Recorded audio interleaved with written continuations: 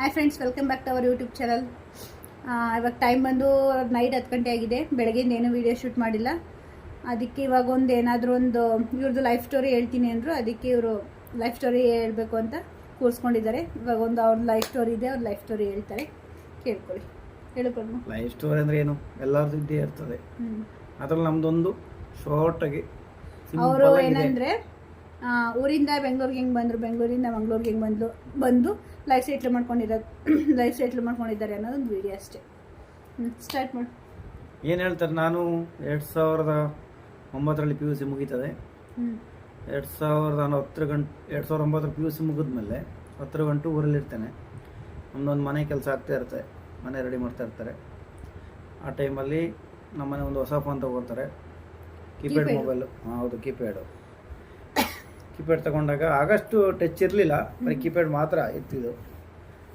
ಆಮೇಲೆ ಇನ್ನೊಂದು ವಿಷಯ ಹೇಳಬೇಕು ಅಂದರೆ, ನಮ್ಮ ಅಪ್ಪನ ಕಂಡ್ರೆ ನಮಗೆ ಭಯಂಕರ ಭಯ. ಅವ್ರ ವಯಸ್ಸಿಗೆ ಮಾತ್ರ ಇವಾಗಿಲ್ಲ, ಎಕ್ಸ್ಪೈರ್ಡ್ ಆಗಿ 1 ವರ್ಷ ಆಯಿತು. ಅವ್ರ ಕಂಡ್ರೆ ಬಾಡಿಯಲ್ಲಿ ಗಡ ಗಡ ಗಡ ಶೇಕ್ ಆಗವು. ಅವ್ರ ವಯಸ್ಸಿಗೆ ಕಂಡ್ರೆ ಸಿಕ್ಕಾಬಟ್ಟೆ ಭಯ. ಆಮೇಲೆ ಏನಾಗುತ್ತೆ, ಅವತ್ತು ಇರಲಿಲ್ಲ, ಅವರೆಲ್ಲ ಹೋಗಿರ್ತಾರೆ. ಫೋನು ಮನೇಲಿರ್ತದೆ.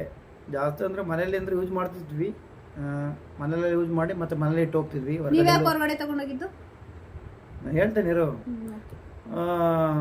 ಮನೇಲಿ ಇಡ್ತಿದ್ವಿ ಯಾವಾಗಲೂ. ನಾನು ಅವತ್ತೇನು ಮಾಡಿದೆ, ಫೋನ್ ನೋಡ್ತಾ ಜೋಬಿಗೆ ಹಾಕೊಂಡು ಒಂದು ಎಲ್ಲೋ ಹೊರಗಡೆ ಹೋಗ್ಬಾರು ಹೋಗ್ಬಿಟ್ಟಿದೆ. ಸುಮ್ಮನೆ ತಗೊಂಡೋಗಿದ್ದ? ಹೌದು, ಸುಮ್ಮನೆ.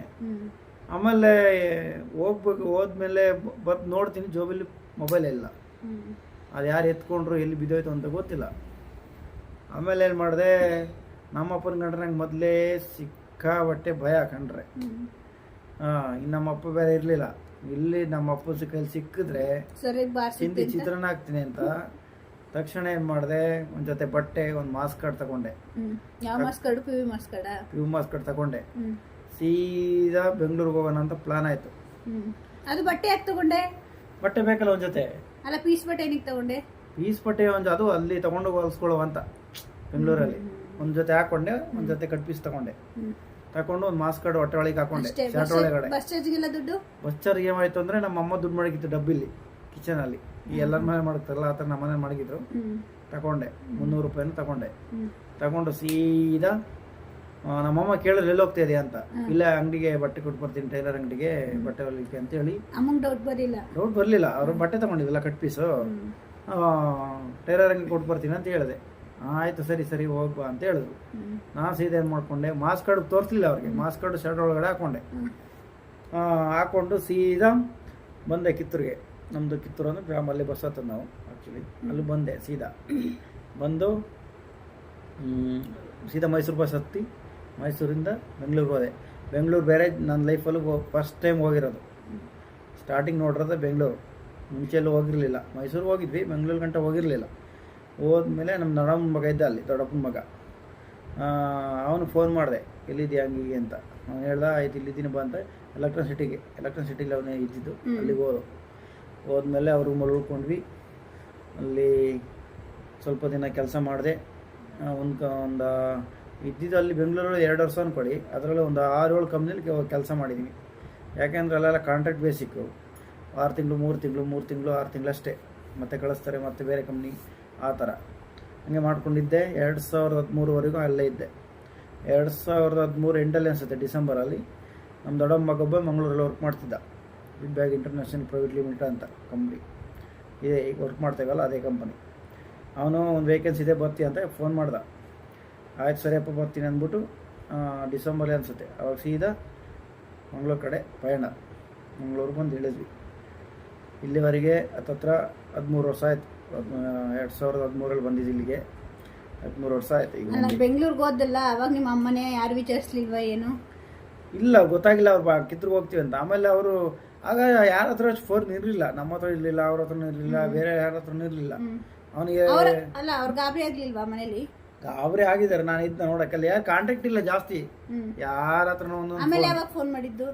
ಆಮೇಲೆ ಅಲ್ಲಿ ಹೋಗಿ 1 ವಾರ ಆದ್ಮೇಲೆನೋ ನಮ್ಮ ದೊಡ್ಡಪ್ಪ ಮಗನಿಗೆ ಫೋನ್ ಮಾಡೋರು ಅವ್ರ ಅಮ್ಮವರು. ಹಿಂಗೆ ಹೋಗಿದ್ದಾನಂತ ಅಲ್ಲೇನೋ ಬಂದಿದ್ದಾನಂತ ಆಗ ನಾನು ಬಂದಿನಿ ಅಂತ ಹೇಳಿದೆ.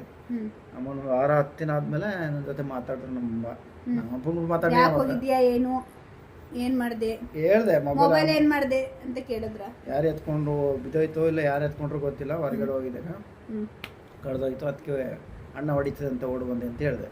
ಅಣ್ಣ ಅಂತ ಕರೀತಿದ್ದು, ನಮ್ಮ ತಂದೆ ನನ್ನ ಅಣ್ಣ ಅಂತ ಕರೀತಿದ್ದು, ಅಪ್ಪ ಅಂತಿರ್ಲಿಲ್ಲ ನಮ್ಗೆ ಯಾರು. ಬಾ ಅಂತ ಹೇಳಿಲ್ವ ಅವ್ರ ಊರಿಗೆ? ಮತ್ತೆ ಇನ್ನೇನು ಹೋಗಿದ್ದೆಲ್ಲ ಅಲ್ಲಿ ಮಾಡೋ ಅಂದ್ರು. ಮತ್ತೆ ಇನ್ನು ನಮ್ಮ ಇಬ್ರು ಅಣ್ಣದಿರೋರು ಅವ್ರು ಮಾಡ್ಕೊಂತಿದ್ರು ಊರಲ್ಲಿ. ಅವಾಗ ಬಂದು ಹೋಗ್ಲಿಲ್ಲ, ಮತ್ತೆ ಹೋಗ್ಲಿಲ್ಲ.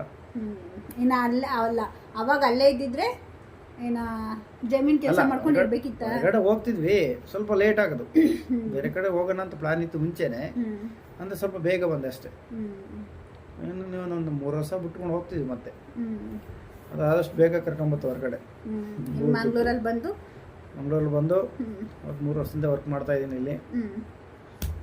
ನಡೀತಾ ಇದೆ ಜೀವನ. ಇಲ್ಲೇ ಮದ್ವೆ ಆಗಿ ಕರ್ಕೊಬಂದು ಇಲ್ಲೇ ಇಸ್ಕೊಂಡಿದ್ದೆ ಫ್ಯಾಮಿಲಿ ಎಲ್ಲ. ಇಲ್ಲೇ ಇದೆ ಅಲ್ಲ. ನೀನು ಯಾರು?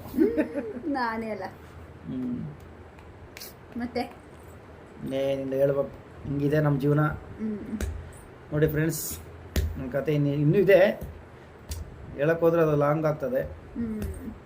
ಅಪ್ಪ ತುಂಬಾನೇ ಸ್ಟ್ರಿಕ್ಟ್ ಇದ್ರು. ನಮ್ಮಪ್ಪನ ಕಂಡ್ರಂತೂ ನಮ್ಗಂತೂ ಸಿಕ್ಕಾಬಟ್ಟೆ ಭಯ. ಈಗ ಅವ್ರ ಡೆತ್ ಆಗಿ ಒಂದು 1 year ಆಗುತ್ತೆ. ಈಗ 23 ಬಂದರೆ, ಜುಲೈ 23 ಬಂದರೆ ತುಂಬ ಮಿಸ್ ಮಾಡಿಕೊಂಡ್ರು.